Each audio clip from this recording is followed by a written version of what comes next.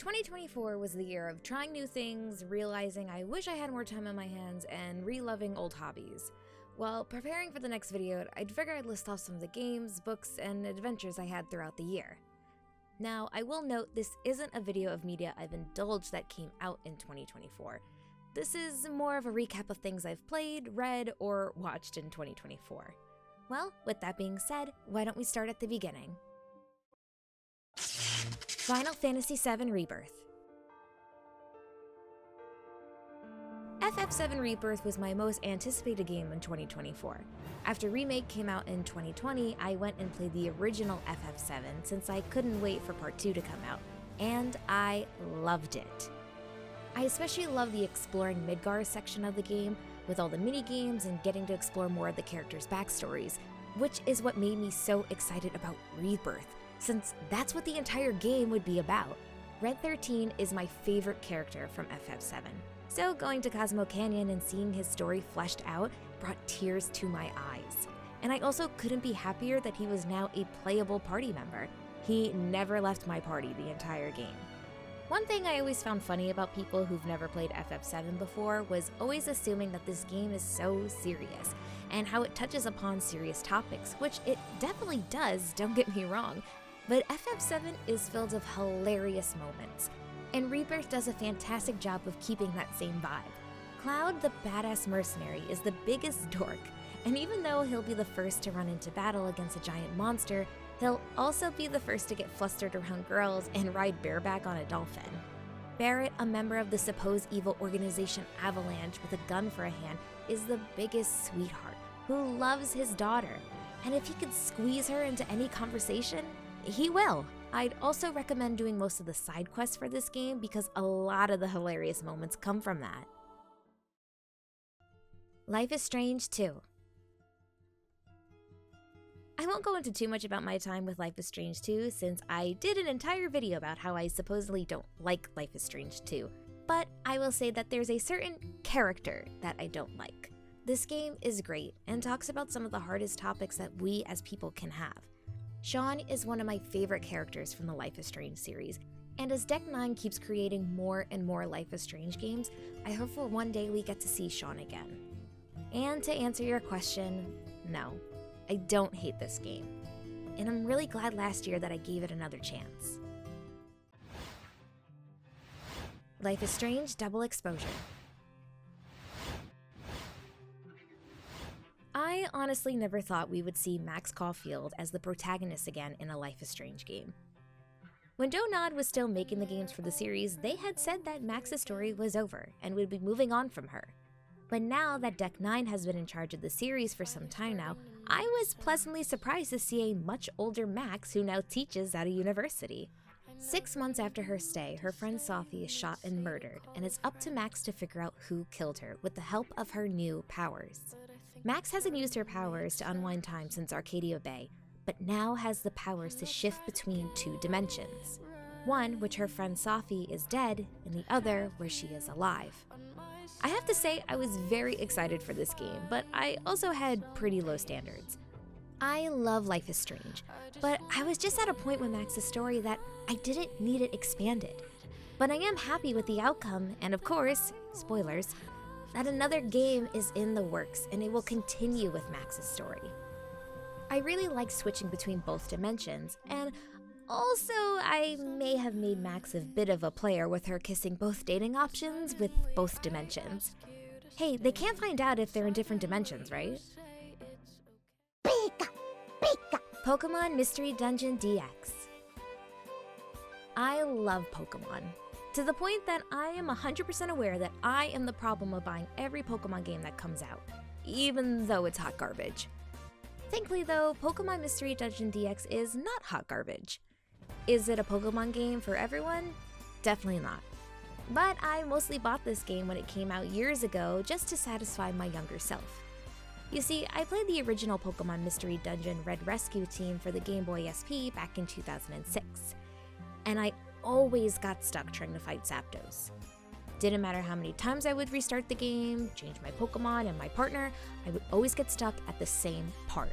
So to see Nintendo remake a game from my childhood that I could play on my Switch excited me. I was so much older now, so much wiser now, that I knew my time would come that I could finally beat Pokemon Mystery Dungeon, to only then get stuck at the same spot I did as an 11-year-old, and then never picked up the game again. Until last year, where I stumbled upon a video called I Spent 100 Hours in Pokemon Mystery Dungeon DX 100%ing the Icons by Indultro, apologies if I'm not saying your name right. And I'll tell you, I studied this video. And by study the video, I mean I found out you were supposed to go to the dojo and train and was finally able to beat Zapdos. But then I realized I was way overpowered and just blazed through this game without a problem. The game at a certain point became one of those, let me just turn my brain off and just play something. Which, as I'm becoming older, realizing that that's not always such a bad thing. I did enjoy the story of the game, but it's also a Pokemon game, so story-wise it's not going to do anything groundbreaking. But I could see myself picking this up again and replaying it.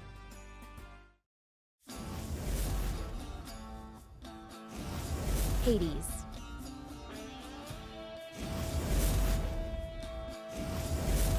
Alright, so I have owned Hades since the physical copy had come out back in March of 2021, and I was always on and off with this game. I'd go a couple of months playing it, get pretty far, get my ass kicked, and then put it down and go play something else. But this year, that would change. I had to do a fair share of traveling this year, with going to Florida, then Rochester, and then finally Arizona.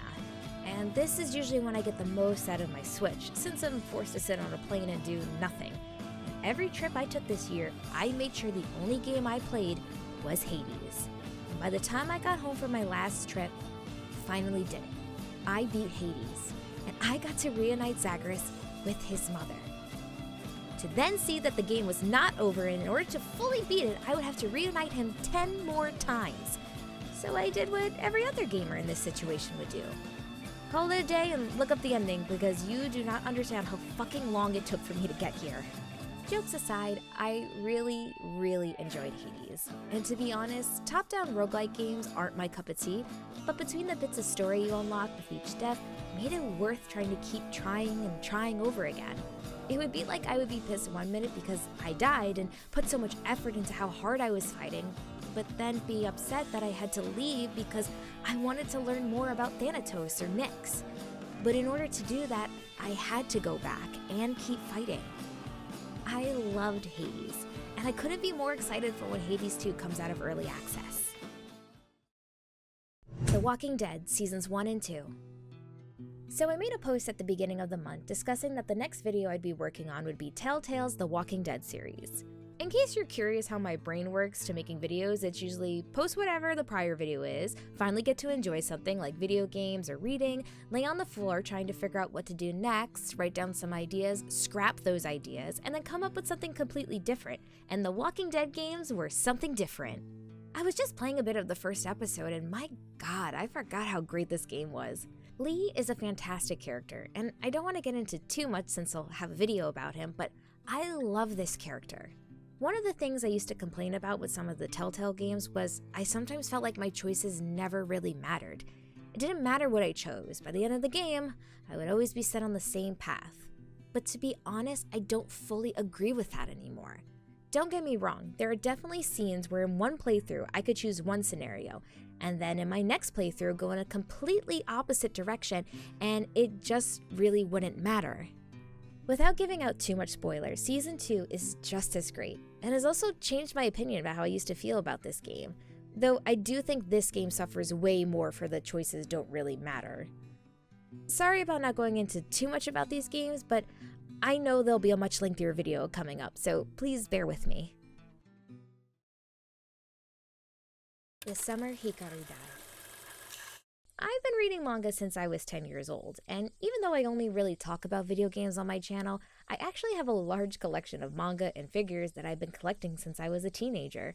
So I'm always on the lookout for new manga series that I can add to my massive TBR. The summer when Hikaru died is about two best friends named Yoshiki and Hikaru.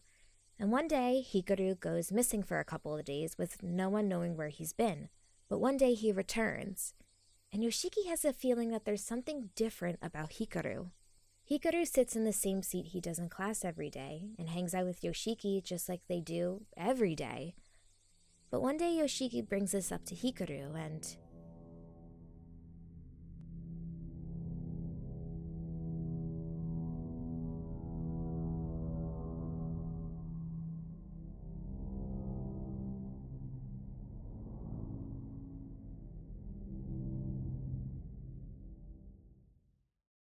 The Hikaru that Yoshiki has known his whole life has died the day he went missing, and a spirit has taken over his body, but has kept all of Hikaru's memories.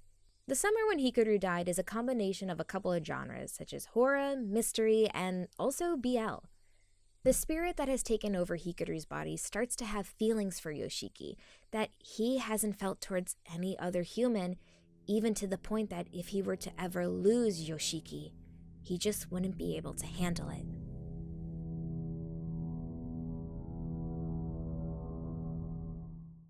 I love a good mix of genres, especially those that don't usually go hand to hand with each other.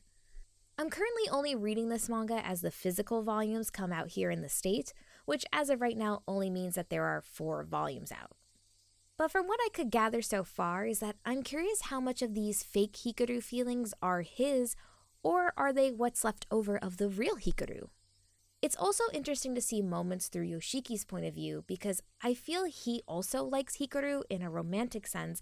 Even though his Hikaru is gone, he wants to see if he could also like this fake Hikaru, regardless what or who he is. I couldn't recommend the summer Hikaru died more enough. The artwork is fantastic, and I'll never forget the feeling of finishing the first volume and being so upset of having to wait almost 5 months just for the release of the second volume. Even if some of these genres aren't for you, trust me, I highly recommend picking it up. My Hero Academia. It's bad.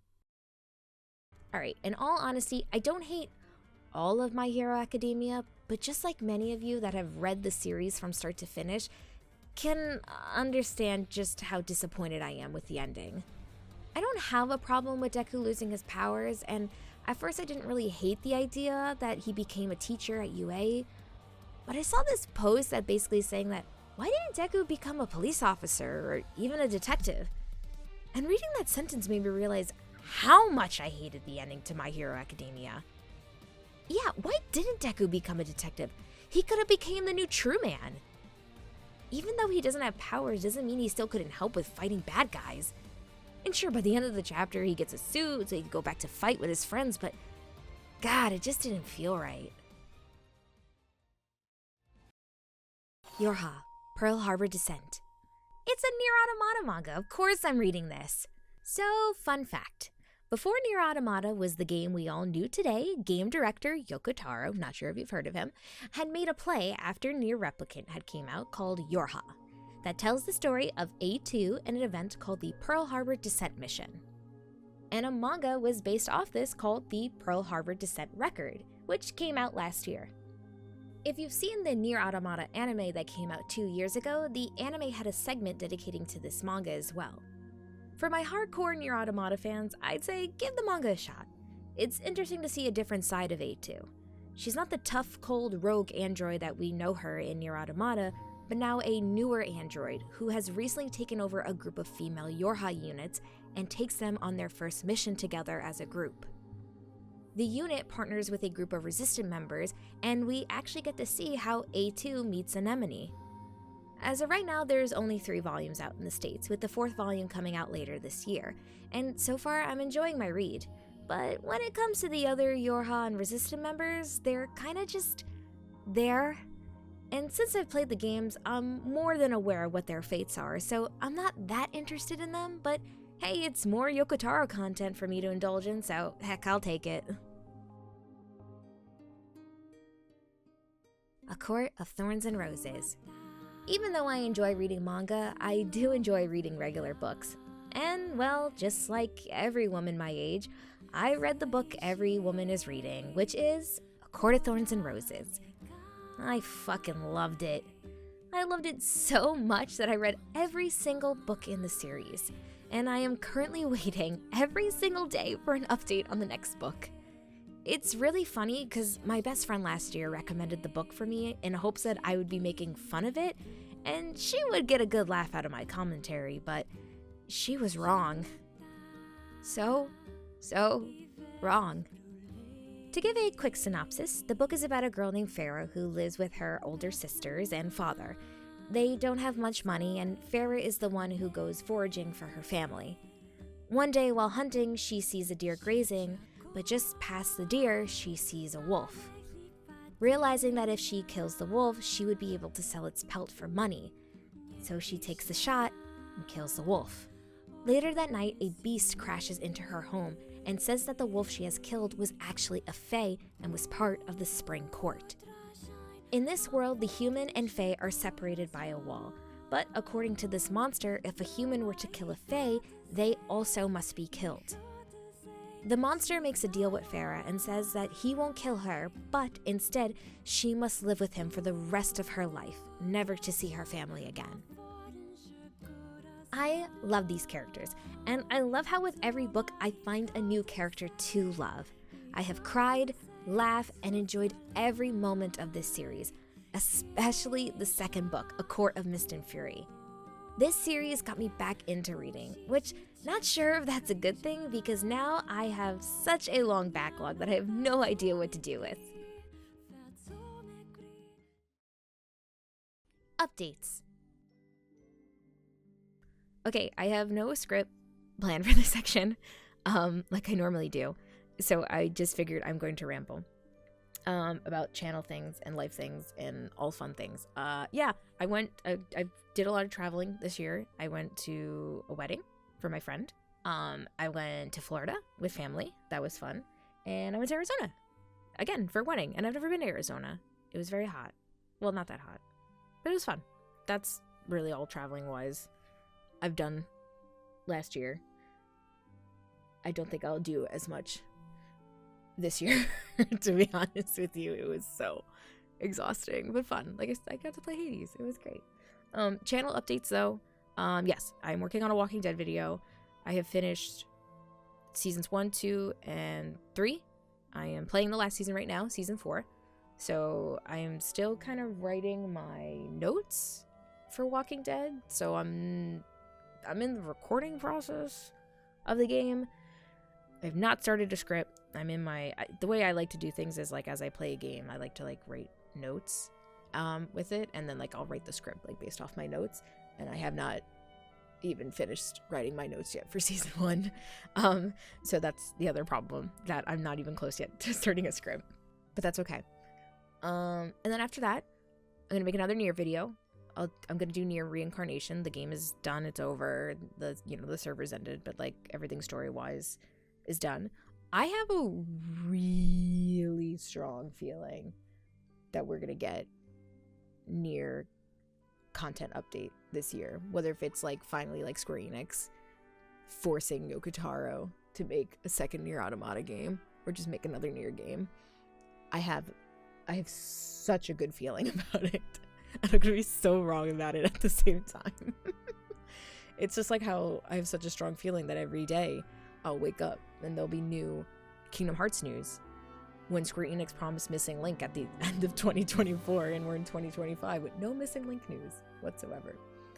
But no, I also want to thank a lot of people who've been watching and commenting. It's been very sweet, especially as like I'm not making as much Nier content as I used to. And it's not that like it's gone forever. Like I'm not gonna say like there's not gonna be no more Nier content. It's just that like I like the discovery of the Nier content, like doing like the research and like finding out all these little things and like these timelines, and like I think that there's not much of that left. I think the only reason why I'm willing to do another Nier video for Nier Reincarnation is because like a lot of people didn't play Nier Reincarnation, even though like for a mobile game it was pretty good. So I feel like that would be worth it to like find more fun lore things about for Nier. Like, you know, like I could make character videos like about Emil or Brother Nier or Kaine, but I just don't think that for me that would be fun. I don't think that it would be fun or exciting. There are plenty of videos on the internet that people could go watch of that And I just think I would just get lost in the sauce. And I don't think it would be fun. I think it would be a little boring. So I'm not going to do that. Sorry. After the new reincarnation video, I don't know. Like how my brain kind of works is that like I said earlier, like I'll make something and then I feel like I can reward myself and I'll go play something for a while. Like that's what happened with the last video, was like I uploaded the Life is Strange video and then I got to play Double Exposure and then I got to brain rot trying to figure out what to do next, and here we are. Yeah, by the way, like probably should have made this like months ago in preparation for the new year. Didn't think about that either. I will say though, I'm playing Persona 3 Reloaded right now, and as I've been playing it, I've been taking notes. So when this time happens next year, I'll know what to write, because I felt like while I was writing this script for this video, I would go, I don't remember how I felt about the game except being like, this game was good, it made me happy, and that's not very informative to anybody. So I realized that this year I'm gonna write notes down every time when I play games, which they're very funny so far. So I can't wait until like either next year comes and I make a video, or I make a video specifically about the game I played. I don't think I would make a Persona 3 Reload video, to be honest with you. I'm liking it. I don't think I'm liking it as much as I like Persona 4. I think I just like it because it's Persona. And Persona is like a drug that I inject directly into my veins. But yeah, I just, thank you everybody for watching. And, I know I'm still a little baby in terms of making content on the internet. But, just thinking about things. And it's been really nice. So thank you. I love you. Even though I don't know you. But I love you. All right. Bye.